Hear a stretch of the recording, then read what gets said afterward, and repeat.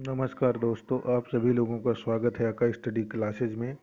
जैसा कि हम लोग इसका पार्ट फर्स्ट कंप्लीट कर चुके हैं और आज मैं पुनः उपस्थित हुआ हूं। एनसीईआरटी कक्षा 6 की जो पुस्तक है उसी पे आधारित प्रश्नों के आधार पे ये क्वेश्चन बनाए गए हैं। तो आइए प्रारंभ करते हैं। पहला क्वेश्चन है, इनाम गांव किस नदी के किनारे स्थित है? तो ये इनाम गांव ताम्र पाषाणिक स्थल है सबसे पहली बात तो। और ये किस नदी के किनारे स्थित है? ये स्थित है भीमा की सहायक नदी घोड़ के किनारे। अगला क्वेश्चन है, वज्जी की राजधानी क्या है? तो वज्जी वज्जी की राजधानी क्या है? वैशाली। वैशाली वो जगह है जहाँ बुद्ध ने सर्वप्रथम महिलाओं को अपने उपदेश दिए थे। अगला क्वेश्चन है, वज्जी संघ का वर्णन कहाँ से प्राप्त होता है? तो इसका वर्णन प्राप्त होता है दीर्घ निकाय से। जो बुद्ध के त्रिपिटक लिखे गए हैं, सुत्त पिटक, विनय पिटक, अभिधम्म पिटक, उन्हीं में से जो है सबसे बड़ा है सुत्त पिटक। उसी के कई भाग हैं जिसमें से दीर्घ निकाय भी है और उसी में वज्जी संघ का वर्णन है। और ये जो वज्जी संघ है ये 8 गणों से मिलकर बना हुआ संघ है, इसीलिए इसको संघ कहा गया है क्योंकि कई गणों से मिलकर बना हुआ था। अजातशत्रु ने वज्जी संघ पर आक्रमण करने हेतु किससे सलाह ली थी? पहली बात तो यह है कि ये जो अजातशत्रु है ये शासक था मगध का, और ये आक्रमण करना चाह रहा है कहाँ पर? वज्जी संघ पे, यानी वज्जी संघ को अपने कब्जे में लेना चाह रहा है। और वज्जी संघ जो बना है ये 8 गणों से मिलकर बना है। तो 8 गणों से मिलकर बना है, एकता में शक्ति होती है। और इसी 8 गणों की एकता की शक्ति को तोड़ने के लिए सलाह ले रहा है। तो किससे ले रहा है? ये भगवान बुद्ध से सलाह ले रहा है कि आप बताइए कि मैं कैसे इनकी एकता को वज्जी संघ की तोड़ सकूं। अगला क्वेश्चन है, बुद्ध किस गण के थे? ये थे शाक्य। शाक्य कुल या शाक्य गण आपने सुना होगा, वही जो वज्जी संघ है उसी में शाक्य गण के ये भी थे। आगे, महावीर स्वामी किस कुल के थे? महावीर स्वामी का कुल पूछ रहा है, तो ये है लिच्छवी। किस वर्ण के लोगों ने मुख्य रूप से जैन धर्म अपनाया? तो मुख्य रूप से जो जैन धर्म अपनाने वाले लोग हैं वो हैं व्यापारी। व्यापारी ही अपना पाए, क्षत्रिय नहीं अपना पाए, क्योंकि जो जैन धर्म है ये कहता है किसी भी जीव की हत्या न करो। तो जीव हत्या पर प्रतिबंध लगाता है। अब किसान हैं, यदि वो इस धर्म को ग्रहण करते हैं तो खेत चलाते हैं तो उनसे जीव हत्या होगी। जो क्षत्रिय हैं वो युद्ध लड़ रहे हैं तो उनसे हत्या होगी। और जो ब्राह्मण हैं वो तो जैन धर्म और बौद्ध धर्म दोनों के विरोधी थे, तो ले दे के कौन बचे? व्यापारी बचे। और जो शूद्र थे उन्हें तो सबकी सेवा करना था, तो शूद्रों को तो खेती भी करना था यदि वो किसी के अधीन है, तो वो तो सब करते थे, तो ले दे के व्यापारी बचे। इसलिए जो अधिकतर लोगों ने धर्म अपनाया है वो व्यापारी वर्ग था जिसने इस धर्म को ग्रहण किया है। बुद्ध के निर्वाण प्राप्ति का सूचक क्या है? बुद्ध की निर्वाण प्राप्ति का सूचक पीपल है।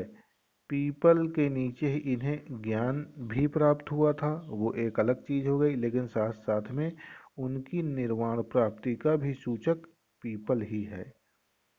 अगला क्वेश्चन, बुद्ध की पहली मूर्ति किस कला के अंतर्गत बनी है?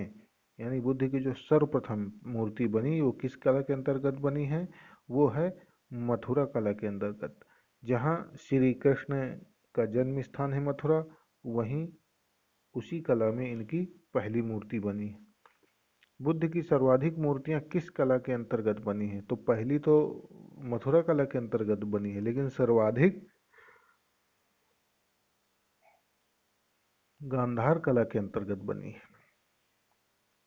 बौद्ध धर्म का थेरवाद सिद्धांत किन देशों में प्रचलित था? थेरवाद सिद्धांत किन देशों में था? यानी बौद्ध धर्म के अंतर्गत ही और भी नए नए जो है सिद्धांत प्रचलित हो गए थे, जिनमें से एक थेरवाद था।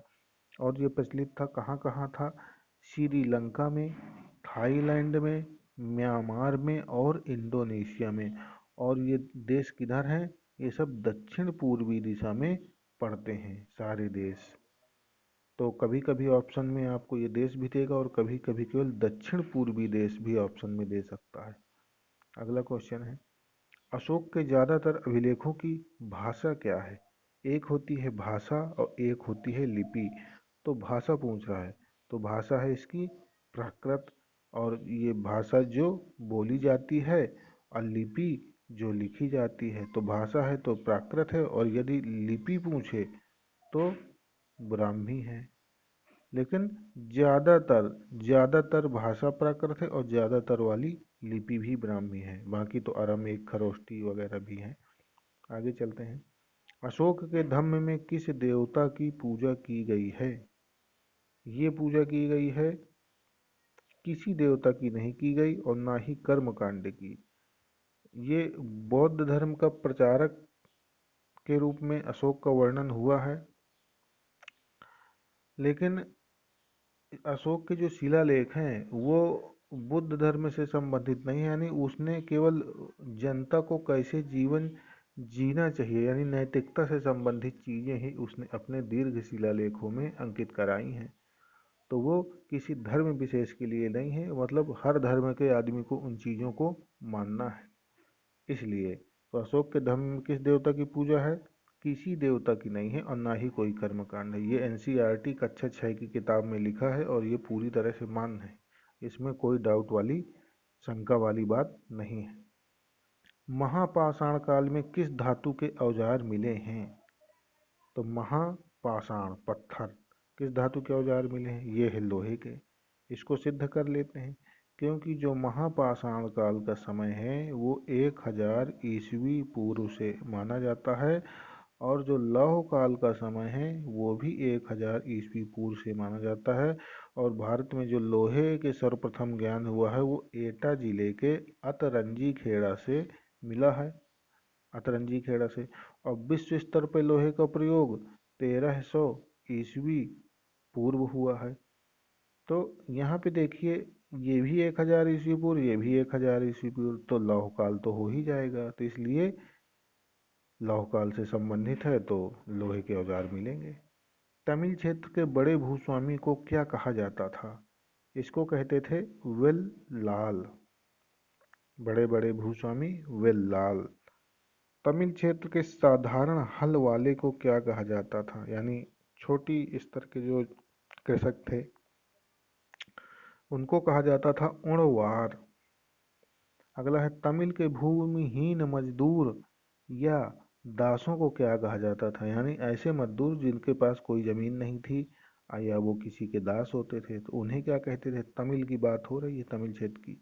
उन्हें कहते थे कडेसियार या उदमाई, या उदमई, कुछ भी बोल लो। अगला है, देश की उत्तरी हिस्से में ग्राम प्रधान व्यक्ति क्या कहलाता था? यानी भारत देश के उत्तरी हिस्से में, यानी ये है आपका उत्तर ऊपर वाला, तो इधर वाले हिस्से में जो ग्राम प्रधान है उसको क्या कहते थे? उसे कहते थे ग्राम भोजक। यह गांव का सबसे बड़ा भूस्वामी होता था, यानी जिसके पास ज्यादा जमीन होती थी उसी को ग्राम भोजक बना दिया जाता था। तथा पद अनुवांशिक होता था, और ये पद अनुवांशिक था, यानी उसके मरने के बाद उसका लड़का ही ग्राम भोजक या ग्राम प्रधान बन जाता था। आहत सिक्कों की आकृति कैसी होती थी? ये है गोल, आयताकार और वर्गाकार। भारत में लेख युक्त सिक्के चलाने का श्रेय किसको दिया जाता है? तो वो दिया जाता है हिंद यमन को। यानी जब यूनानी आ रहे हैं तो सर्वप्रथम सिक्कों पे लेख, तिथियां, राजा का नाम, ये सब हिंद यमन अंकित करा रहे हैं। इसके पहले क्या था? सिक्के चलते थे जो, तो वो ठप्पेदार चलते थे, यानी कोई सिक्का है और इसके ऊपर कोई मोहर जैसा ठप्पा मार दिया, बस हो गया। ये आहत सिक्के होते थे। आगे चलते हैं। कुषाणों ने अपनी दूसरी राजधानी कहाँ स्थापित की थी? तो कुषाणों की दूसरी राजधानी कहाँ थी? ये थी मथुरा। और इसी मथुरा शैली में ही भगवान बुद्ध की पहली मूर्ति पाई गई है, और कुषाण काल के दौरान ही मूर्ति निर्माण कला चालू हुई है, और कुषाणों ने ही सर्वप्रथम बुद्ध की मूर्ति बनवाई थी। कुषाणों के समय मूर्ति कला का प्रमुख केंद्र कहाँ था? तो इसके केंद्र रहेंगे दो। एक तो ये देखो बुद्ध की मूर्ति बनवा रहे हैं, पहले पढ़ ही चुके हैं। तो देखिए, पहली बनवाई मथुरा कला में बुद्ध की, तो मथुरा इसका केंद्र था। और दूसरी सर्वाधिक मूर्तियां बुद्ध की बनी हैं गंधार कला में, तो गंधार इसका केंद्र था। तो मथुरा और गंधार दोनों इसके केंद्र थे कुषाण काल में। सूत बनाने एवं कातने के नियम किस पुस्तक में दिए गए हैं? सूत जिससे हम लोग कपड़े बनाते हैं, तो सूत बनाने और काटने के नियम दिए गए हैं अर्थशास्त्र के अध्याय 7 में। यदि केवल पुस्तक पूछे तो अर्थशास्त्र लगा दीजिए, और यदि अध्याय पूछ ले तो अध्याय 7 में दिए गए हैं। और ये जो है 15 खंडों में विभक्त है, और इसके बाद 180 इसके उप अध्याय हैं।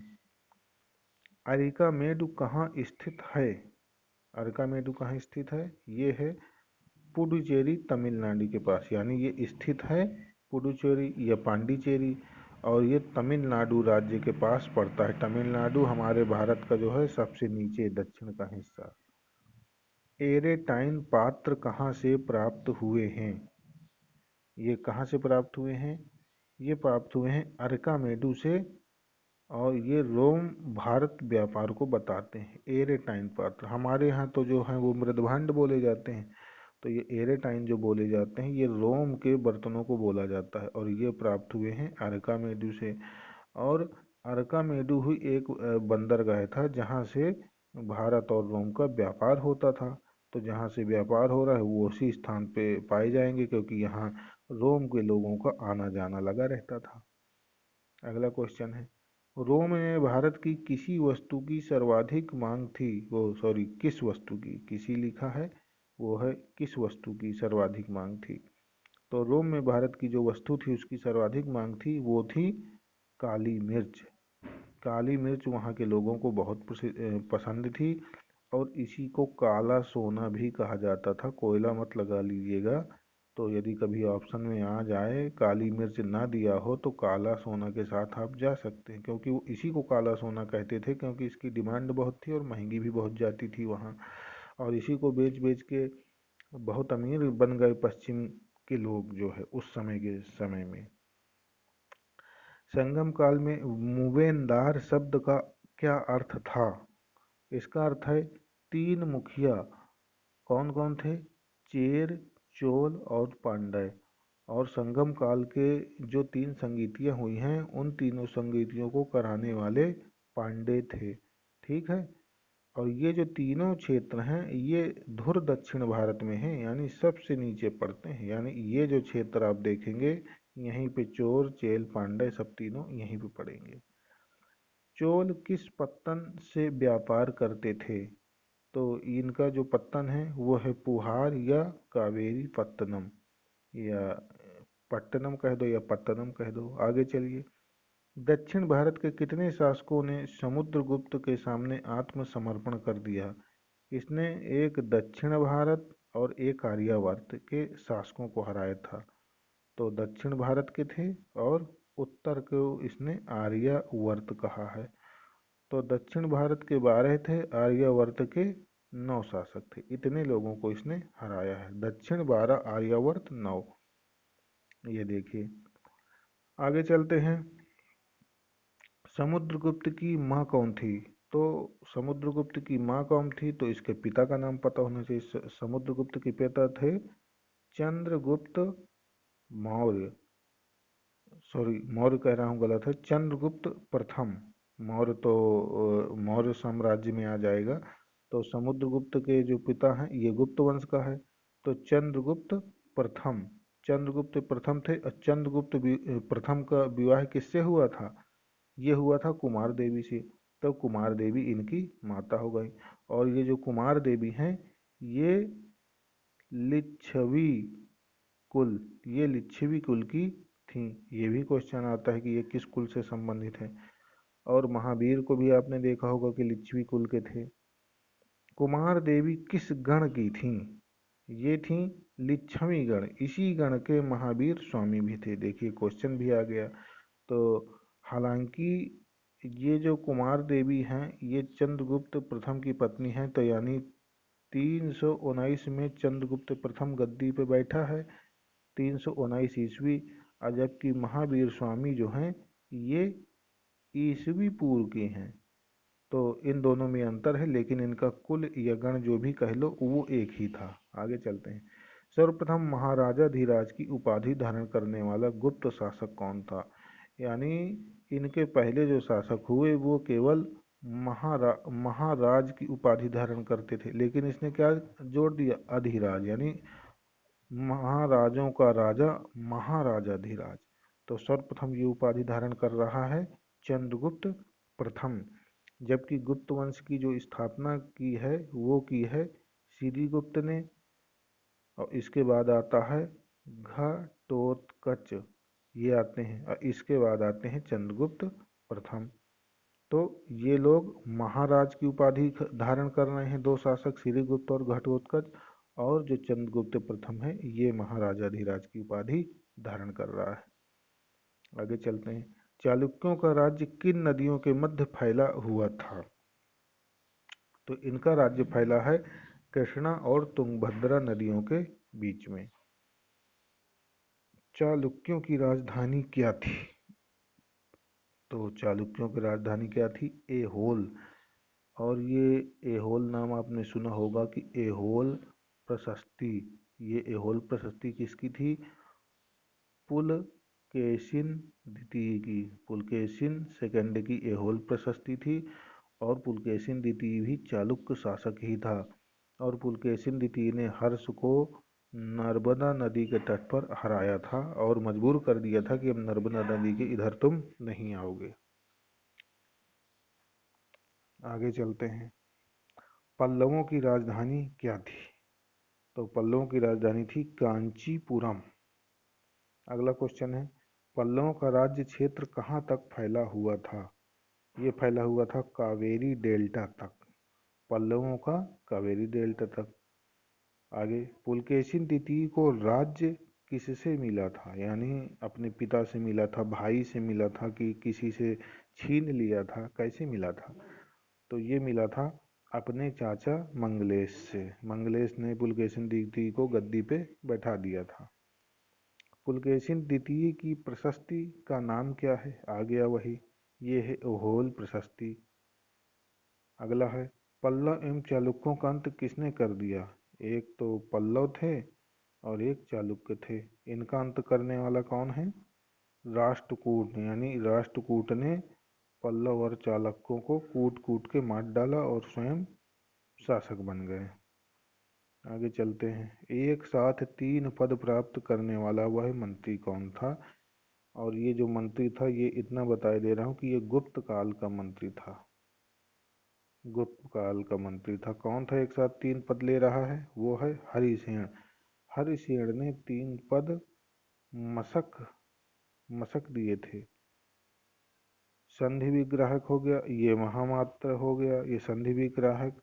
और ये क्या है? ये अभी याद नहीं आ रहा है, लेकिन ये 3 पद इसने मशक दिया था। आगे चलते हैं। राम किस राज्य के राजकुमार थे? ये इन्हीं राम की बात कर रहा है जो प्रभु श्री रामचंद्र है, जो रहते हैं अयोध्या में। ये किस राज्य के राजकुमार हैं? ये हैं कौशल देश के राजकुमार। तो ये कौशल राज्य है, और जो आप अयोध्या पढ़ते हैं, अयोध्या उस कौशल की राजधानी है। तो उसने राज्य पूछा है, तो राज्य पूछा है तो कौशल ही होगा, ना कि अयोध्या होगा। तो यदि राज्य पूछे तो कौशल ही लगाना है। आगे चलते हैं। स्तूप का क्या अर्थ है? स्तूप यानी ये जो बौद्ध धर्म में बनाए जाते हैं, किसी के मरने के बाद वो स्तूप होते हैं, और उसका सही अर्थ होता है टीला। यानी मरने के बाद आदमी को दफना करके और टीला बना देते थे ऊंचा करके, तो इसलिए पूछ रहा है कि स्तूप का क्या अर्थ है।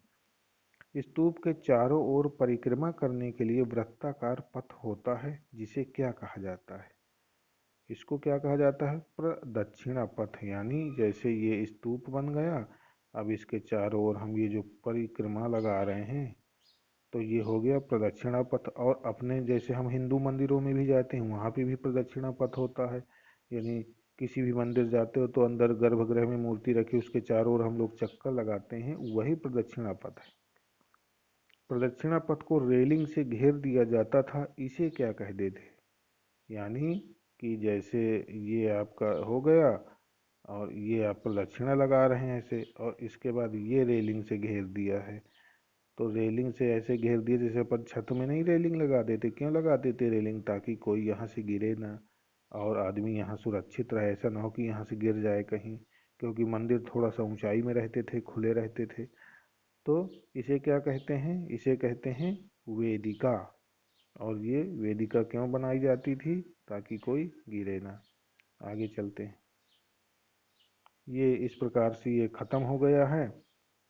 तो यदि वीडियो आपके लिए लाभदायक हुई हो तो कृपया कर इसको लाइक करें, शेयर करें, सब्सक्राइब करें और उन लोगों तक शेयर करें जिनके लिए ये लाभदायक हो सकती है। तो थैंक्स फॉर वाचिंग, धन्यवाद। और जल्द ही हम उपस्थित होंगे एक नई वीडियो के साथ।